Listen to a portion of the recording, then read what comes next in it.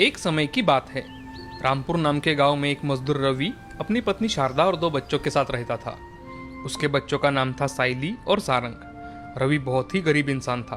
वो हर दिन मजदूरी करने लोगों के खेतों में जाता था और बहुत मेहनत करके कुछ ना कुछ कमा लाता, जिससे उसका घर चलता था। एक दिन रवि अपने पूरे हफ्ते की मजदूरी लेकर घर चला आता है और शारदा से, शारदा ये लो 600 रुपये साइली और मयूर की फीस के लिए। बाबा, आप इतनी मेहनत करते हो, आज फिर से आप आपके लिए बनियान नहीं लाए और हमारे स्कूल की फीस दे दी। अपने लिए भी कुछ लिया करो बाबा। अरे कोई बात नहीं, मुझे पता था ये अपने लिए कुछ भी नहीं लाएंगे। मैं इनके लिए नई बनियान लेकर आई हूँ। अरे ये क्या बात हुई शारदा, मेरे लिए नए बनियान लाने की क्या जरूरत थी? उससे अच्छा तुम बच्चों के लिए कुछ लेकर आती। जी कल रक्षाबंधन है तो साइली को राखी चाहिए थी, तो मैं बाजार राखी लेने गई थी तो आपके लिए नई बनियान भी लेकर आई। कितने फटे हैं देखो आपके बनियान। अब कल ये नए पहन के जाना। हाँ बाबा, जरा अपना भी ख्याल रखा करो। साइली बिटिया, पढ़ाई बहुत ज़रूरी है। तुम लोग अच्छे से पढ़ाई करो और आगे बढ़ो, नहीं तो मेरे जैसी मजदूरी करनी पड़ेगी। विद्या इंसान के जीवन में बहुत काम आती है बेटी। हाँ बाबा, हम दोनों बहुत अच्छे से पढ़ाई करेंगे, लेकिन आप अपना भी ख्याल रखिए। हाँ बेटी, चलो अब अपनी पढ़ाई करने बैठो तुम दोनों। जी बाबा। अगले दिन रवि और कुछ लोग काम के सिलसिले में शहर जाते हैं। काम खत्म कर उन लोगों को घर आने में बहुत देर हो जाती है। रवि और उसके साथी रास्ते से घर लौट ही रहे थे, तभी उन्हें रास्ते में एक औरत की चिल्लाने की आवाज़ आती है। रवि और उनके साथी उस आवाज़ की ओर दौड़ कर जाते हैं और देखते हैं तो 2-3 गुंडे एक कार को घेरकर एक औरत के साथ जबरदस्ती करने की कोशिश कर रहे थे। उस औरत के साथ एक छोटा बच्चा भी था, जो ये सब देखकर बहुत रो रहा था। रवि जल्द ही दौड़कर उन गुंडों के पास जाता है और उन्हें मारने लगता है। वो 3 बदमाश बाकी लोगों को उनकी ओर आते देख वहां से दुम दबाकर भाग जाते हैं। बहन जी, आप इतनी रात गए इस सुनसान रास्ते पर क्या कर रही थी? यहाँ रात के समय हमेशा खतरा रहता है, क्या आपको पता नहीं? और आपके साथ कोई बड़ा आदमी भी नहीं है। यहाँ अक्सर चोर उचक्कों का खतरा रहता है। अच्छा हुआ हमें शहर से आने में देर हो गई और आप हमें दिखाई दी, नहीं तो क्या होता भगवान जाने। चलो आप मेरे घर चलो, यहाँ इतनी रात से सफ़र करना अच्छा नहीं है। भाई साहब, मैं शहर में रहती हूँ। मेरा नाम कल्पना है। मेरे पति बहुत बीमार है, इसीलिए मैं आज यहाँ ज़मीन के काम के सिलसिले में आई थी।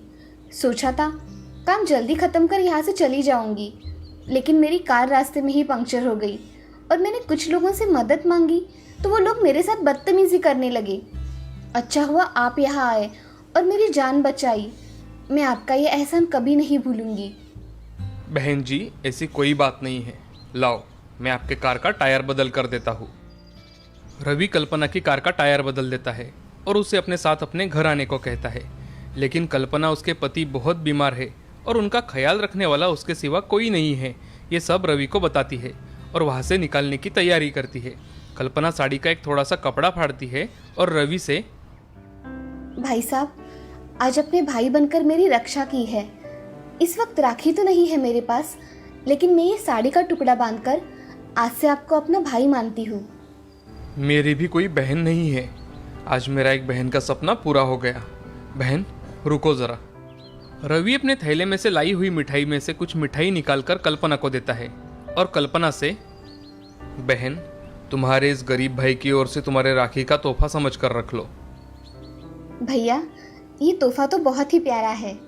आप मुझे आपके घर का पता दो, मैं आपको राखी भेज दूंगी। रवि कल्पना को अपने घर का पता बताता है। कल्पना रवि के घर में कौन कौन है ये सब जानकर अपनी कार से शहर के लिए निकलती है। रवि घर जाकर सारी बात शारदा को बताता है। अब 2 दिन बाद राखी थी। राखी वाले दिन सारंग अपनी माँ से, माँ देखो ना, मेरा कुर्ता कितना फटा है, मुझे नया कुर्ता चाहिए। सारंग, अब दिवाली आने वाली है ना, तब मैं तुझे नया कुर्ता लेकर दूंगी। सारंग, माँ ठीक कह रही है। देखो, मैंने भी पुराना ड्रेस ही पहना है। ये देखो, मैंने तुम्हारे लिए लड्डू लाए हैं। चलो अब जल्दी से राखी बांध लो।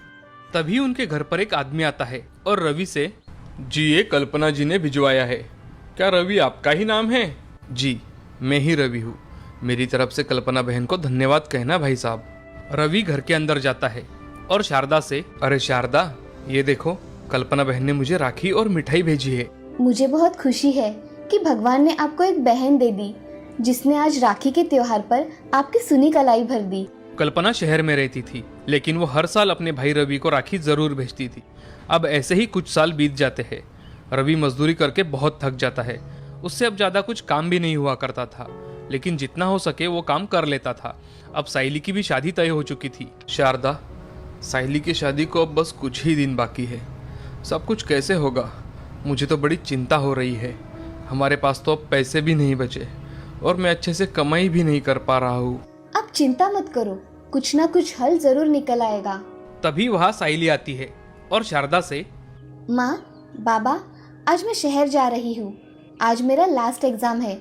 शाम तक घर लौट आऊंगी। संभल कर जाना बेटी, और अनजाने लोगों से बात मत करना। हाँ बाबा, मैं अपना ख्याल रखूंगी। ऐसा कहकर साइली अपनी एग्ज़ाम के लिए शहर चली जाती है।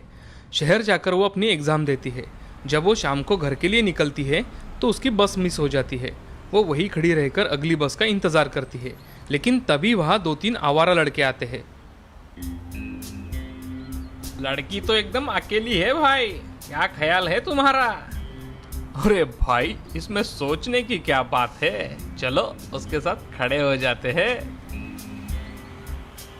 ऐसा कहकर वो तीनों लड़के साइली को घेर लेते हैं और उसके साथ बदतमीजी करने लगते हैं। साइली बहुत डर जाती है और मदद के लिए आवाज लगाती है। बचाओ, बचाओ, कोई मेरी मदद करो। तभी उस रास्ते से एक कार आती है और वहाँ रुक जाती है और उस कार में से एक जोड़ा बाहर निकलता है। साइली के पास जाकर वो आदमी उन लड़कों से, क्यों रे, बहुत मजा आता है तुम्हें लड़की छेड़ने में? हाँ, रुको अभी बताता हूँ तुम्हें। वो आदमी उन तीनों लड़कों को पकड़कर पुलिस के हवाले कर देता है। अरे बेटी, तुम यहाँ अकेले क्या कर रही हो? साइली उनको सारी कहानी बताती है।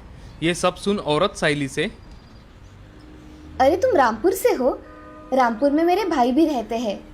अब बहुत देर भी हो चुकी है, तो तुम्हें जल्दी से बस भी नहीं मिलेगी। चलो, हम तुम्हें तुम्हारे घर छोड़ देते हैं।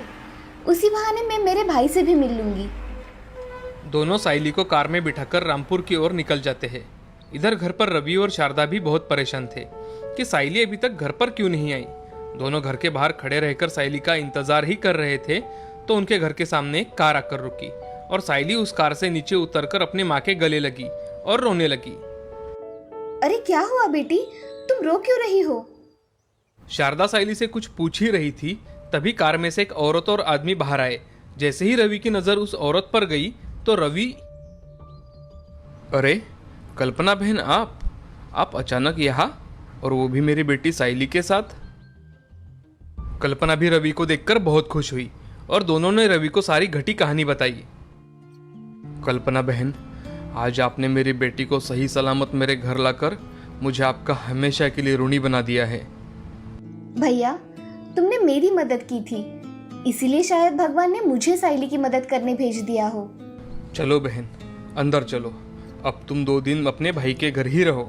बहन, मैं तुम्हें खत भेजने ही वाला था कि कुछ ही दिनों में साइली की शादी है। अरे, ये तो बड़ी खुशी की बात है भैया। सभी लोग बातें करते हुए घर के अंदर जाते हैं। कल्पना और उसका पति 2 दिन तक रवि के घर रहते हैं और जाते वक्त कल्पना रवि से, रवि भैया, ये 1 लाख रुपए मैं साइली की शादी के लिए दे रही हूँ। मना मत करना भैया, मेरा इतना हक तो बनता ही है मेरी भतीजी पर। अरे बहन, इसकी कोई ज़रूरत नहीं, बस तुम सब लोग शादी में आ जाओ, इसमें ही मुझे बहुत खुशी मिलेगी। भैया, हम सब तो शादी में जरूर आएंगे, लेकिन ये मेरी तरफ से साइली के लिए है, ये आप रख लो। कल्पना साइली को गले लगाती है और शहर के लिए निकल जाती है। अब कुछ ही दिनों में साइली की शादी थी, जिसमें कल्पना और उसका परिवार शामिल होता है और बड़े धूमधाम से शादी होती है। आज इस शादी के दिन एक गरीब का रक्षाबंधन के दिन बना ये भाई बहन का रिश्ता और भी मजबूत होता है।